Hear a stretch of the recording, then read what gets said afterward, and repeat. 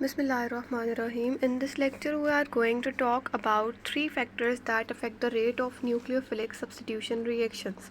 The three factors are steric hindrance, then we will talk about solvent effect, and at the end we will be discussing about the effect of leaving group on rate of nucleophilic substitution reactions.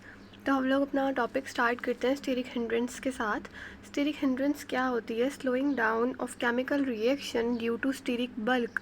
Steric bulk हम कह रहे हैं उन alkyl groups को जो किसी भी atom या मॉलिक्यूल के साथ अटैच हुए हुए होते हैं, लाइक लीविंग ग्रुप के साथ अटैच हुए हुए होते हैं। स्टेरिक बल्क हम उनको कहते हैं, ठीक है। तो क्या है स्टेरिक हिंड्रेंस? किसी भी रिएक्शन का स्लो हो जाना ड्यू टू स्टेरिक बल्क या due to the presence of alkyl groups. जितने बड़े अल्काइल ग्रुप्स लगे होंगे उतनी हिंड्रेंस ज़्यादा होगी, ठीक है। तो रिएक्शन स्लो डाउन क्यों होता है इनकी वजह से, कि हम लोग आगे डिस्कस करेंगे। SN2 रिएक्शन में स्टेरिक हिंड्रेंस का क्या इफेक्ट होता है और SN1 में क्या होता है, ये डिस्कस करेंगे। तो पहले हम लोग बात करते हैं SN2 रिएक्शंस की, यानी कि ऐसे रिएक्शंस की जो सिंगल स्टेप में प्रोसीड हो जाते हैं और जिनमें ट्रांजिशन स्टेट बनती है, ठीक। अब यहाँ पर जो एग्जांपल है इसको देखते हुए आप लोगों ने समझने की कोशिश करनी है। यहाँ पर हमारे पास एक जो है वो प्रेजेंट है सब्सटीट्यूएंट। इसके पास जो है वो 3 R ग्रुप प्रेजेंट है and these 3 R groups must be hydrogen atoms, ठीक है। यानी अल्काइल ग्रुप्स हाइड्रोजन एटम भी हो सकते हैं, तो ये तीनों जो है वो हाइड्रोजन एटम है, क्योंकि SN2 रिएक्शन जो होता है वो प्राइमरी अल्काइल्स में होता है या फिर सेकेंडरी में होता है। तो यहाँ पर प्राइमरी अल्काइल हैलाइड लेंगे या फिर सेकेंडरी अल्काइल हैलाइड लेंगे। टर्शरी हम लोग नहीं यूज़ कर सकते क्योंकि टर्शरी में SN2 रिएक्शन नहीं होता। तो बेहतर है आप लोग यहाँ पर हाइड्रोजन कंसीडर करें इन तीनों को।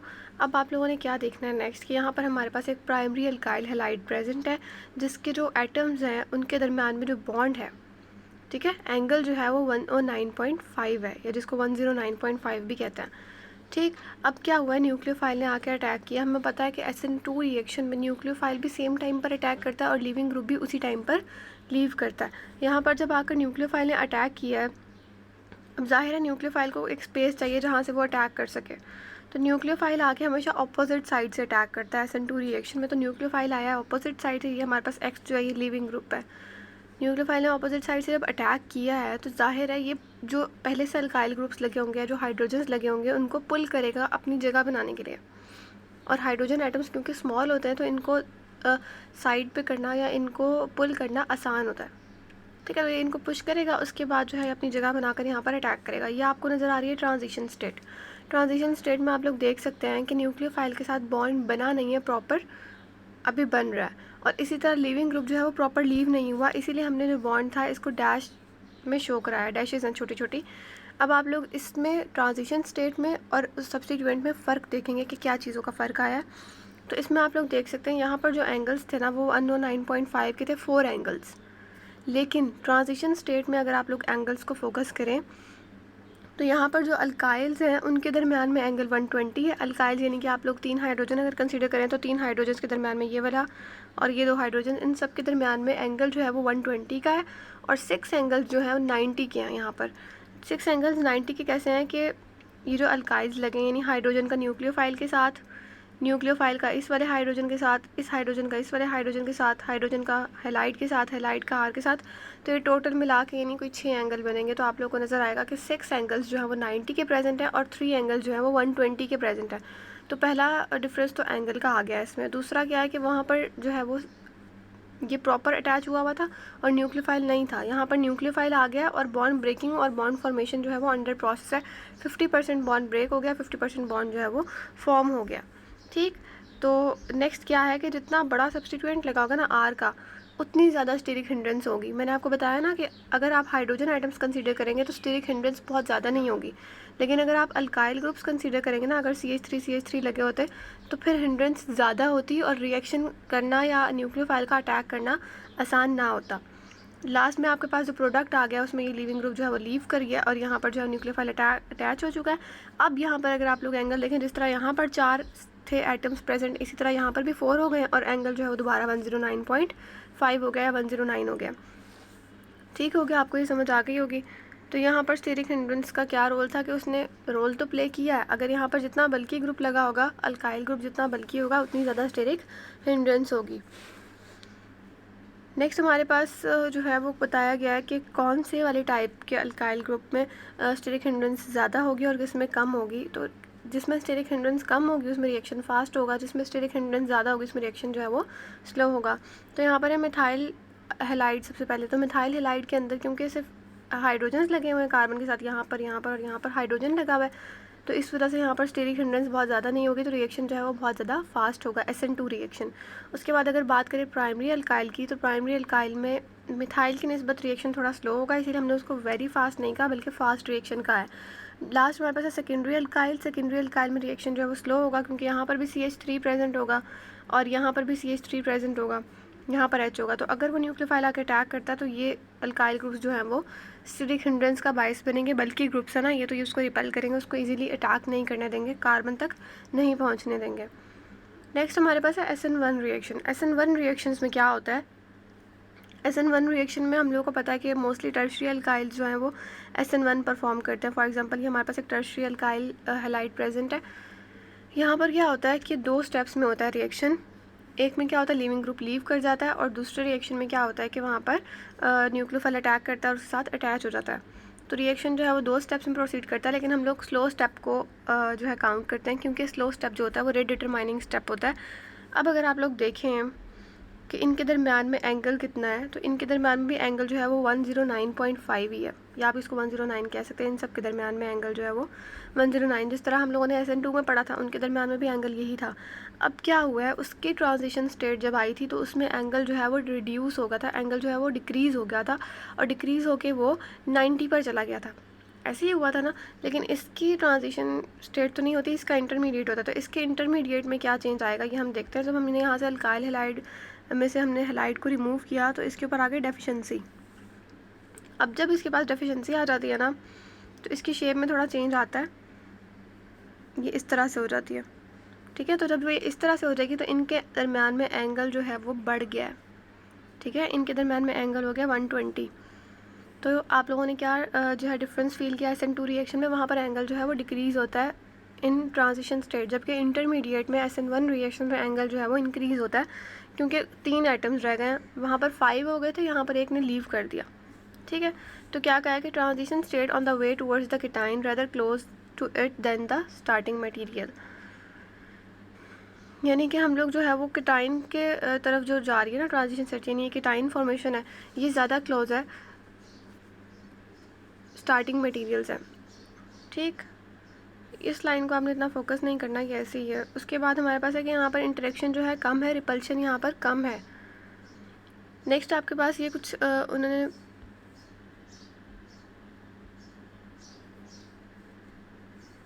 हाँ, ये वाली स्लाइड हम लोग पहले करेंगे। इसमें हमारे पास ना SN1 की उन्होंने एग्जांपल दिखाई है। यहाँ पर हमारे पास एक टर्शियरी अल्काइल हैलाइड प्रेजेंट था जिनके दरम्यान में एंगल ये था, यहाँ से X को हमने रिमूव कराया, ये हमारे पास आ गया रेट डिटरमाइनिंग स्टेप, यानी कि हमारे पास आ गया इंटरमीडिएट, सॉरी ये हमारे पास आ गया इंटरमीडिएट, और ये हमारे पास है दरमियानी स्टेज, ठीक। यहाँ पर क्या हो रहा है कि ये लीव कर रहा है और कार्बन पर पॉजिटिव का साइन डेवलप हो रहा है, अभी यहाँ पर वो प्रॉपर हो चुका है। यहाँ पर हम लोगों ने देख लिया एंगल जो है 120 का है, जैसे मैंने आप लोगों को बताया सारा कुछ वैसे ही है, लेकिन एक चीज़ यहाँ कंसीडर करने वाली है जो कि SN2 से डिफरेंट है, और वो चीज़ क्या है कि वहाँ पर हुई थी स्टेरिक हिंड्रेंस, यानी कि कार्बन जो वहाँ पर बल्कि अल्काइल ग्रुप्स प्रेजेंट थे ना, वो न्यूक्लियोफाइल को अटैक करने से रोक रहे थे या उसकी हिंड्रेंस कॉज कर रहे थे वहाँ पे, ठीक है। क्राउडिंग बहुत थी वहाँ पे।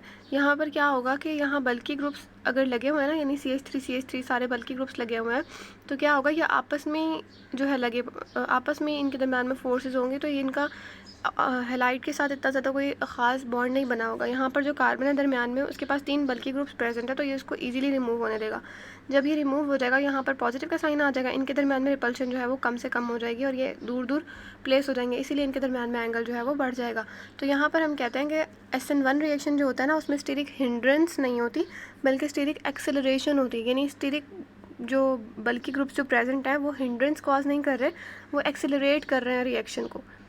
जैसे हम लोगों ने नेबरिंग ग्रुप में पढ़ा था कि नेबरिंग ग्रुप्स प्रेजेंट होते हैं ना, तो वो हेल्प आउट करते हैं लिविंग ग्रुप को लीव करने में और रिएक्शन को फास्ट करने में। तो आप लोग ये समझ लें कि यहाँ पर जो R ग्रुप्स प्रेजेंट है ना, ये सारे ये भी कुछ ऐसा ही कर रहे हैं जैसे नेबरिंग ग्रुप रोल प्ले करता है, ये भी इसको लिविंग ग्रुप को निकालने में हेल्प आउट कर रहे हैं। तो ये हमारे पास एक ग्राफ है जिसमें बताया गया कि कौन सा जो कंपाउंड या कौन सा जो हमारे पास सब्सटेंस है वो रिएक्शन फास्ट देगा, कौन सा मॉलिक्यूल जो है या सबस्ट्रेट जो है वो रिएक्शन जो है वो स्लो देगा। यहाँ पर आपको पता है कि पहले हम ग्रीन वाले को फोकस करते हैं जो SN1 रिएक्शन को बता रहा है। हमें पता है मिथाइल ब्रोमाइड यहाँ पर प्रेजेंट है। मिथाइल ब्रोमाइड हमें पता है SN1 मिथाइल में होता ही नहीं है। ऊपर जैसे आप जाएंगे यहाँ पर फास्ट रिएक्शन वो हमें बता रहा है।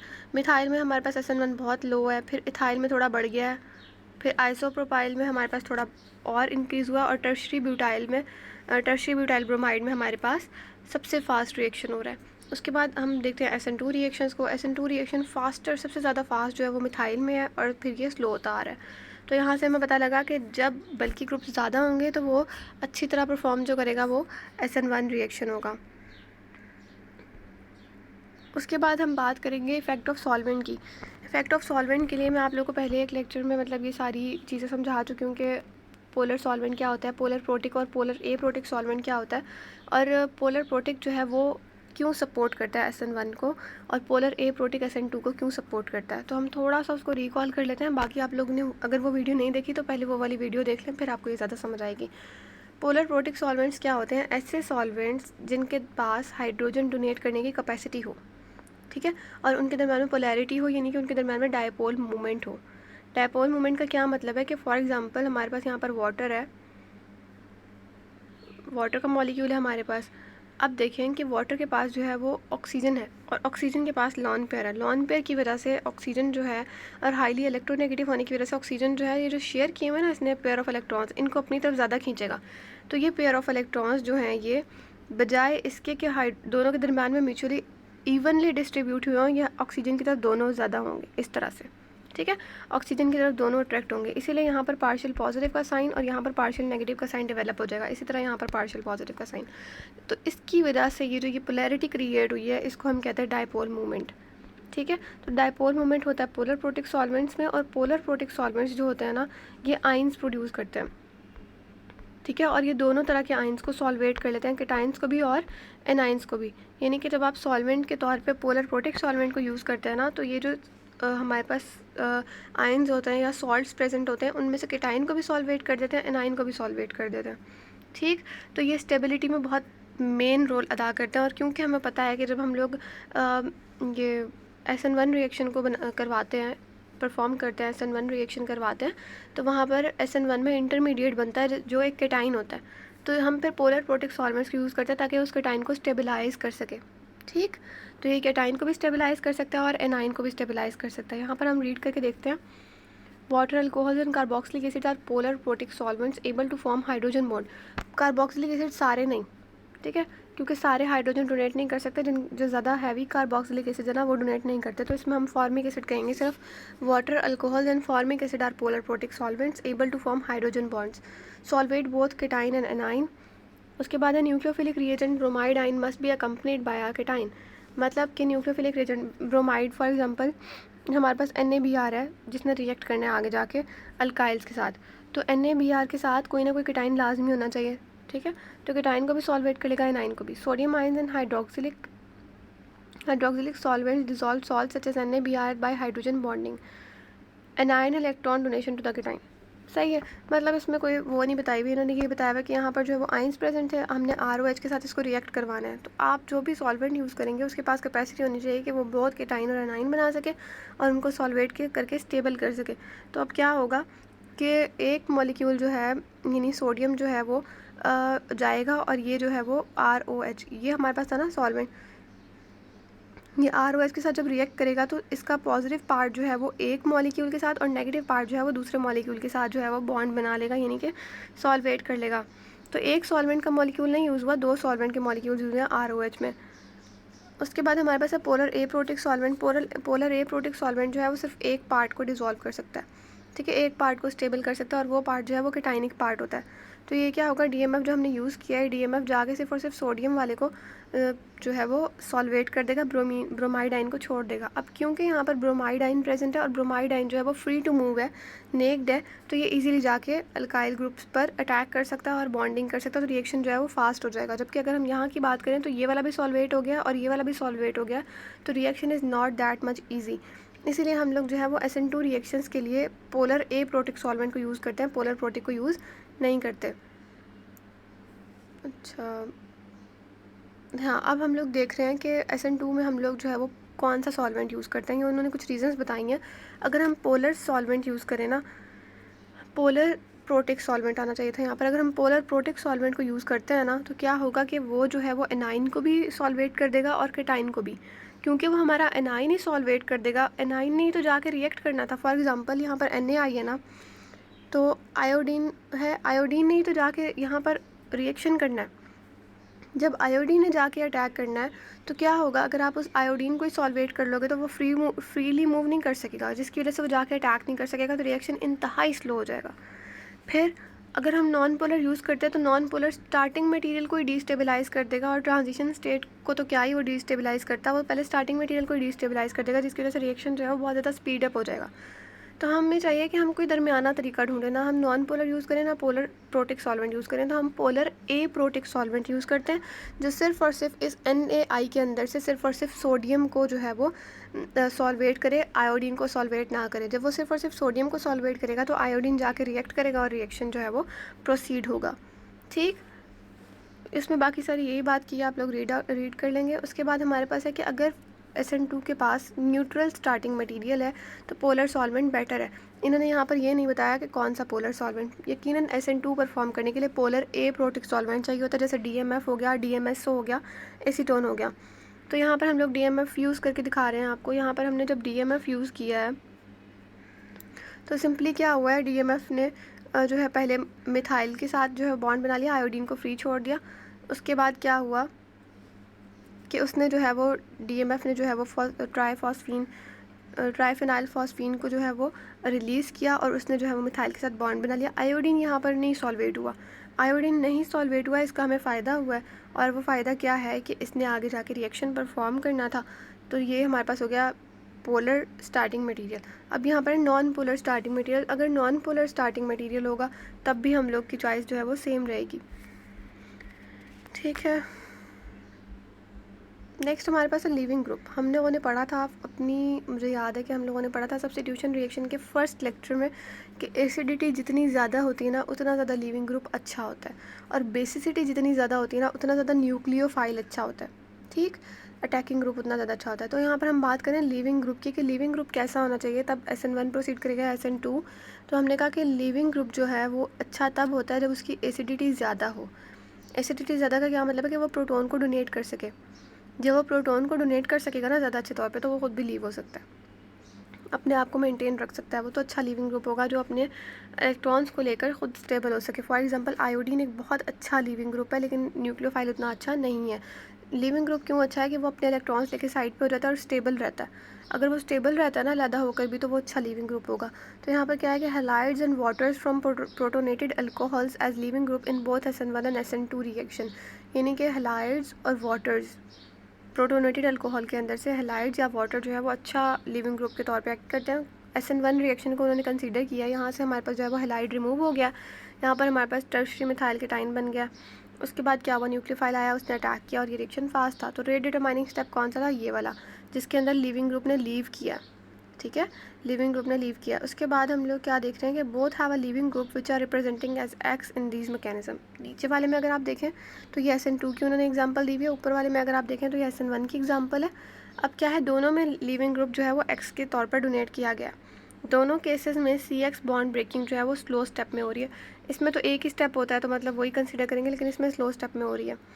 फिर क्या है, अगर हम हैलाइड से स्टार्ट करें तो दो मेन फैक्टर्स हैं कि कार्बन और हैलाइड के दरमियान में बॉन्ड की स्ट्रेंथ कितनी है। अगर C और X का बॉन्ड जो है वो बहुत स्ट्रॉन्ग है तो फिर इनको हटाना, इनको तोड़ना और लिविंग ग्रुप को लीव कराना मुश्किल होगा। फॉर एग्ज़ाम्पल यहाँ पर अगर CF का बॉन्ड है तो इसको तोड़ना बहुत आसान नहीं है, तो हम कहते हैं फ्लोरीन जो है ये लिविंग ग्रुप अच्छा नहीं है। फिर दूसरा क्या है, स्टेबिलिटी ऑफ हैलाइड आइन, मतलब जो हैलाइड प्रेजेंट है, यानी कि फ्लोरीन, क्लोरीन, ब्रोमीन, आयोडीन, कोई अगर हेलोजन जो प्रेजेंट है, हैलाइड आइन जब वो बनता है, यानी जब वो C के साथ जो X होता है वो बॉन्ड जब ब्रेक करता है तो X अपने इलेक्ट्रॉन्स जो लेके जाता है उसके साथ कितना स्टेबल रह सकता है। अगर वो स्टेबिलिटी ज़्यादा रहता है तो फिर वो अच्छा लिविंग ग्रुप है, अगर वो स्टेबल नहीं रहता ज़्यादा तो फिर वो बैड लिविंग ग्रुप है। How shall we measure anion stability, हम एनाइन की यानी इसकी स्टेबिलिटी को कैसे मेजर कर सकते हैं कि स्टेबल होगा या नहीं, तो हम उसकी pKa वैल्यूज़ देखते हैं एसिड की। हम जब pKa वैल्यूज़ देखते हैं ना तो हमें बताती है कि उसकी बॉन्ड स्ट्रेंथ कितनी ज़्यादा होगी, तो उसकी pKa वैल्यू के अकॉर्डिंग हम लोग बता सकते हैं कि वो किस तरह का एसिड है। अगर उसकी pKa वैल्यू कम है तो मतलब कि वो एसिड अच्छा नहीं है, क्योंकि Ka वैल्यू ज़्यादा होनी चाहिए ना। अगर उसकी pKa वैल्यू जो है वो ज़्यादा है तो मतलब अच्छा एसिड नहीं है। Ka वैल्यू ज़्यादा है तो अच्छा एसिड है, pKa वैल्यू ज़्यादा है तो अच्छा एसिड नहीं है। तो pKa वैल्यू से हम लोग देख सकते हैं अगर वो अच्छा एसिड है तो यकीनन वो अच्छा लिविंग ग्रुप भी होगा। फिर यहाँ पर है कि अगर हम आयोडीन की बात करें तो कार्बन का आयोडीन के साथ बॉन्ड तोड़ना आसान है, जबकि CF के साथ बॉन्ड तोड़ना मुश्किल है। इसलिए हमने कहा कि आयोडीन जो है वो अच्छा लिविंग ग्रुप है। और अगर हम इसकी pKa वैल्यूज़ को भी कंसीडर करें ना, ये आपके पास pKa वैल्यूज़ प्रेजेंट है, जिसकी pKa वैल्यू सबसे कम होगी ना उसकी Ka वैल्यू सबसे ज़्यादा होगी, इसका मतलब है वो बहुत स्ट्रॉन्ग एसिड होगा। तो आयोडीन की अगर आप pKa वैल्यू देखें वो -10 है, यानी सबसे कम है। तो -10 है, इस वजह से हमने इसको कहा कि इसकी Ka वैल्यू ज़्यादा है और ये यकीनन अच्छा एसिड होगा। इसलिए हमने कहा HI is the strongest acid must ionise H positive and I। अभी दोनों काम कर रहा है, आयोडीन अलहदा होकर स्टेबल भी हो रहा है और H पॉजिटिव को डोनेट भी कर रहा है, तो ये एक बहुत अच्छा एसिड होगा। आयोडीन जो है ये एक्सलेंट लिविंग ग्रुप है और फ्लोराइड जो है यानी कि फ्लोरीन जो है वो बहुत बैड लिविंग ग्रुप है। ठीक है, तो ये था हमारे पास लेक्चर जिसमें हम लोगों ने बात की स्टेरिक हिंड्रेंस की। स्टेरिक हिंड्रेंस जो है वो SN2 को हिंड्रेंस प्रोवाइड करती है, जबकि स्टेरिक एक्सेलरेशन होती है SN1 में। उसके बाद हम लोगों ने बात की सॉल्वेंट इफेक्ट की। पोलर प्रोटिक सॉल्वेंट जो होते हैं वो SN1 को फेवर करते हैं, जबकि पोलर ए प्रोटिक सॉल्वेंट जो है वो SN2 को फेवर करते हैं। और एट द एंड हम लोगों ने बात की कि लिविंग ग्रुप का क्या रोल होता है। तो लिविंग ग्रुप जितना ज़्यादा एसिडिक होगा उतनी ज़्यादा ही उसकी लिविंग पावर अच्छी होगी, उतना ही ज़्यादा अच्छा वो लिविंग ग्रुप होगा। और अगर उसकी बॉन्ड स्ट्रेंथ भी हम देखते हैं कार्बन के साथ, अगर उसकी बॉन्ड स्ट्रेंथ ज़्यादा है, जैसे कार्बन फ्लोरीन बॉन्ड की होती है, तो फिर क्या होगा कि वो अच्छा लिविंग ग्रुप नहीं होगा। अगर उसकी स्ट्रेंथ जो है वो कम है तो यकीनन वो अच्छा लिविंग ग्रुप होगा। तो होप्स आपको ये कॉन्सेप्ट समझ में आया होगा। In our next lecture we will be discussing about the reactions, nucleophilic substitution reactions in alcohols, epoxides and tosylate groups, etc. So thanks for watching.